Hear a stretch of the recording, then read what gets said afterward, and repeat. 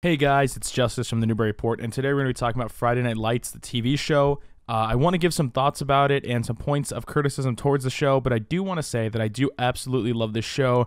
It has a very special place in my heart, being that me and my friends all watched it in my senior year, and we all kind of hyped over it and bonded over it, and it was a really just great moment. And if you haven't seen the show, I do really recommend watching it. It's on Hulu, and I think it is on Amazon right now.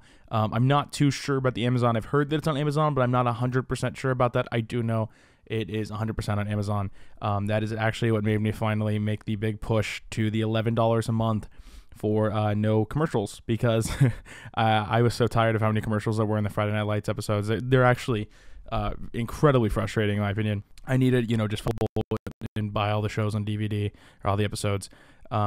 I think I need to do that. Yeah, I think that's a good idea. Bucket list idea. Wish list idea added. There we go. So let's talk. I think there is a big issue with the show in regards to that. Small situations really get written off super easily. Like, for example, Landry murdering somebody. It's never talked about again. Like, it happens a little bit in the second season. Like, obviously it's fresh, it's new. The character that tries to rape and assault Tyra is a repeating person. Is showing up at the pool. He's kind of following her around town, and then Landry finally kills her, and he tells his cop dad, and this is a really pivotal point of showing Landry's character, because he's not gonna he can get off the hook for murdering this guy. His dad does find his watch and everything, but his dad's trying to say, like, hey, don't go to the police station, like, I got you. But instead, he still goes. He still says, hey, I killed this guy. I deserve punishment for this. And obviously he gets off easy. But this is just one example. There's Santiago, who was I believe he was a safety or defensive back. I can't really remember his position on the team, but he played defense. And, obviously he has that moment where Voodoo comes into the restaurant they're eating. I can't even remember what it's called right now. I don't know why.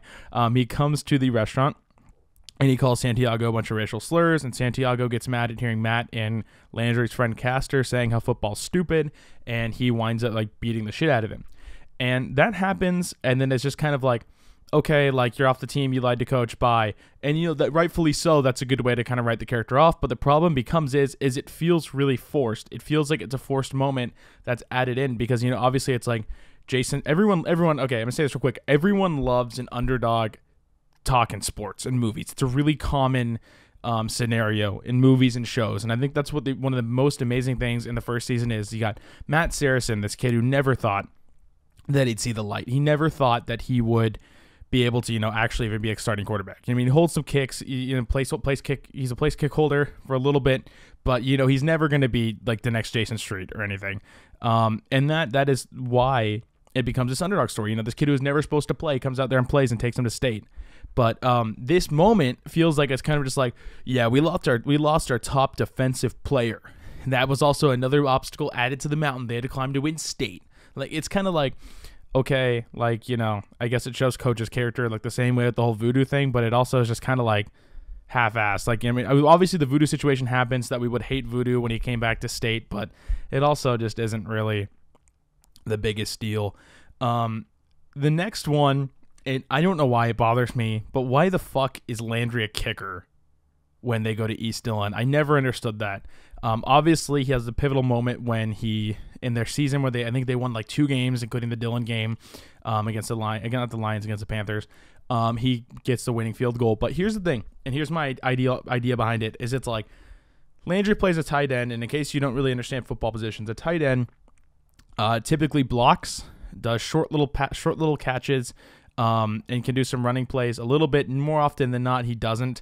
But is typically part of the line. Like, he blocks, and obviously you got guys like Rob Gronkowski who are really fast, can make really good catches, but typically, more often than not, a tight end is part of the line and blocks and helps with running plays, and again, has those short little lob catches. So, with that said, they're forming a new team, a new football team, as obviously East Dillon has just opened, and Coach has all these new guys. And so when I never understood as a kicker is like, it's a good position. It's not super disposable, but out of anyone I would assume that someone who you've had on your team who understands your system, who has played tight end before and has made some all right plays. I mean, you have that tackle with the fumble recovery, I'm pretty sure. Yeah.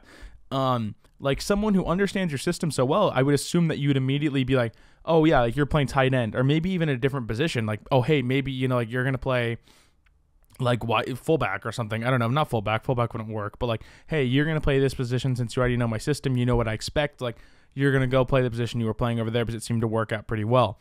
I never understood that. And yeah, positions change all the time. That one's a little petty one, but I don't know. I didn't really understand that. So the next one is J.D. McCoy. J.D. McCoy is one of the most interesting character developments I think I've seen because I don't think the logic behind it makes sense.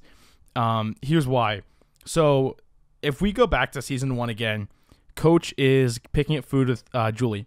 And, obviously the season's not starting off super well, which is weird, because like you'd expect people in the town to, as much as they love football, you kind of expect them to have sympathy because it's like your star quarterback just gets paralyzed, but instead the guy's like, hey, like you see this ring, you'll never have one of these. Like, I was wondering if your dad to start packing because like you're not welcome here kind of thing.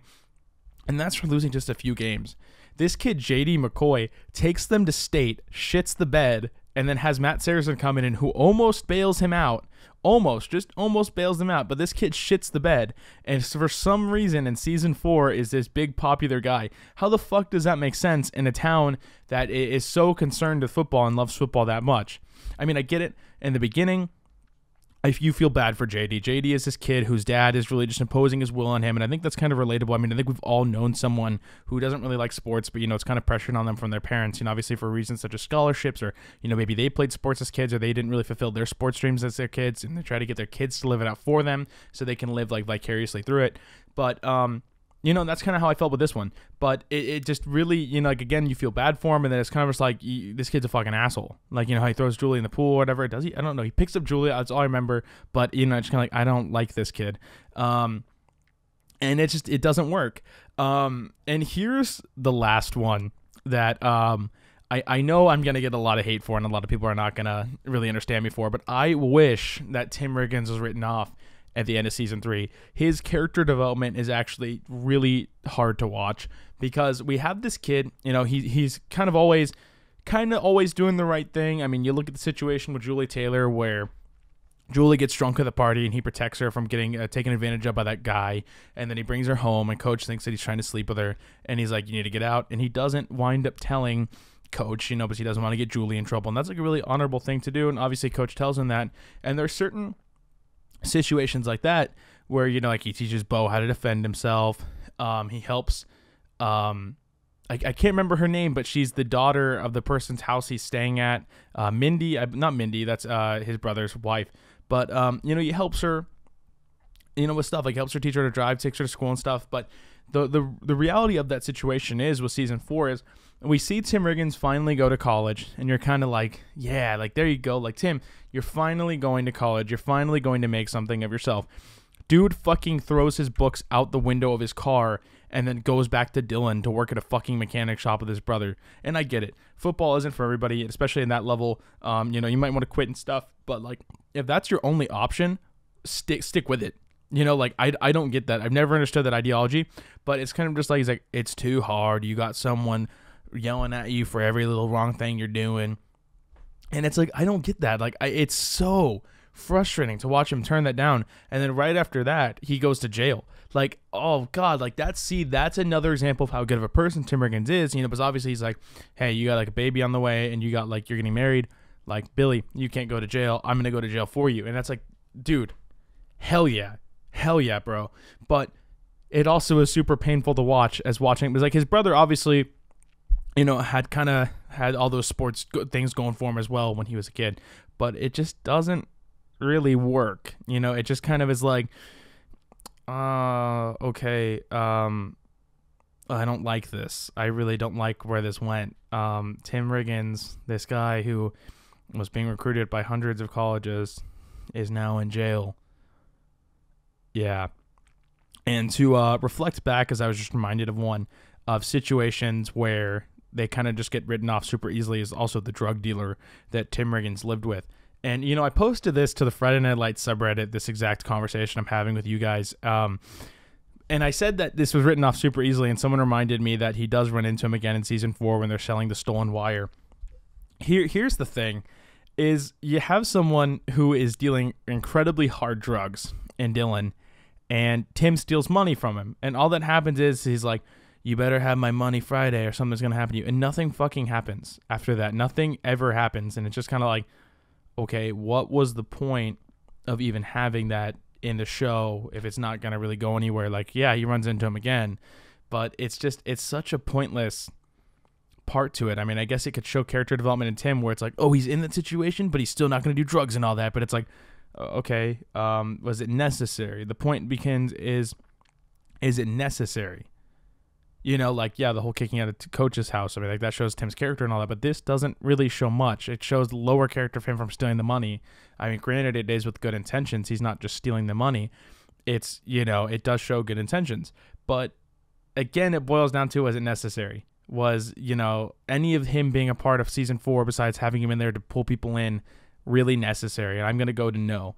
I don't think he was necessary in the show's development past season 3. I would have been more than fine with the way Smash was kind of written off, where, there's times where you see him, you hear him on the TV in the background, and you hear, oh, Smash Williams with, this touchdown and this breakaway. That was fine. I loved hearing that, because it's just kind of like, yeah, he's doing well. He's doing well. And then there's a slight appearance, like we see Jason Street later on.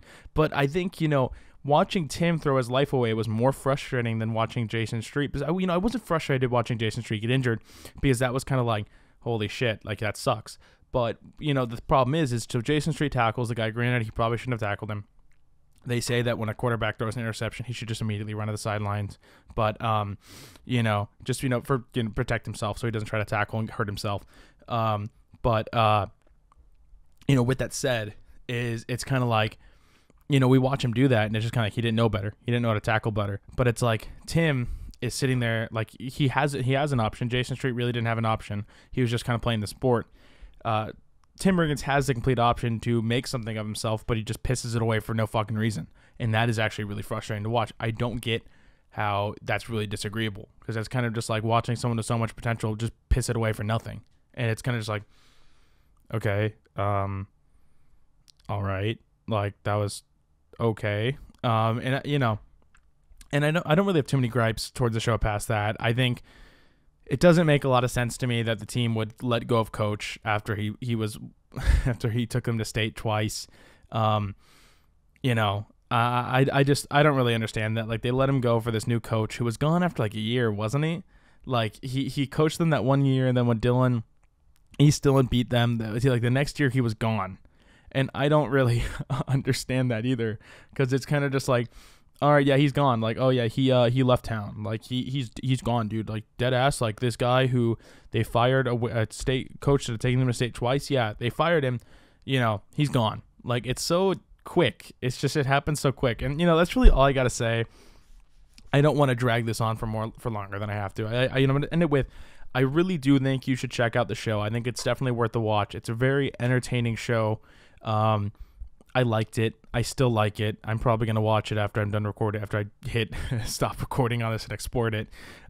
If you're new to the channel and you're just watching this, we do run a podcast where we upload every Tuesday and Thursday. This is an exception. I'm probably going to make a part 2 to this as well, discussing season 4 and 5. I think season 1 to 3 are the best parts of the show. And I really, again, typically tend to just watch those, because I like all the characters that are involved in that part of the show. Season 4 and 5 is still really good, but, I love Vince Howard, and I love that character development, because I think that's really good too. And I think what Coach does is incredible without that part, but I don't really like Julie's character development throughout that. I think that was also kind of, I don't know. I'll talk about that obviously in part 2. But that's all I got to say. If you would love to discuss this with me via Twitter or, on this, comment, let me know, talk to me about it, because I'd love to talk to you guys about it. Feel free to check out our podcast. We do have a giveaway coming up that we will be announcing on Twitter and as well on our YouTube channel, where we're going to be giving away the next 2K and Madden, and we're also going to be giving away a jersey in MLB and NBA this summer. So, definitely stick around for those. The rules and everything will be posted, the intro to every single one of our videos, as well as we make an entire video about it. So thanks, guys, for, again, checking us out. We're going to say it one last time. I'm going to say it 3 times. I got to say it as many times as Coach says, clear eyes, full hearts, can't lose, baby. But that's all I got to say. Thanks for checking it out. Definitely watch the show. Clear eyes, full hearts, can't lose.